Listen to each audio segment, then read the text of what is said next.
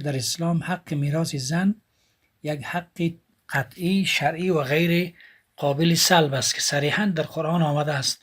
خداوند در سوره نساء می‌فرماید برای مردان و برای زنان از آنچه پدر و مادر و خویشاوندان به جا می‌گذارند سهم معین است. سهم دختر، همسر، مادر، خواهر نیز به طور دقیق در قرآن بیان شده و هیچ کس حق حذف یا تغییر آن را ندارد.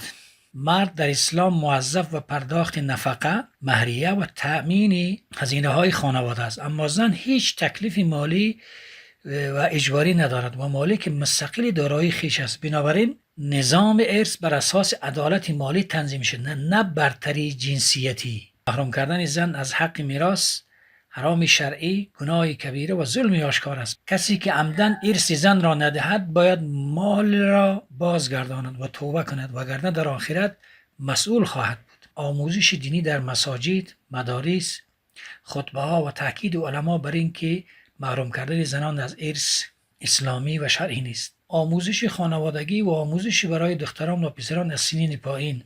در یک جنبه‌بندی میتوان گفت که اسلام با صراحت از کرامت اقتصادی زن دفاع کرده است. محروم کردن زنان از میراث هم مخالفت با قرآن است، هم ظلم اجتماعی و هم موجب مسئولیت سنگین در پیشگاه خداوند متعال.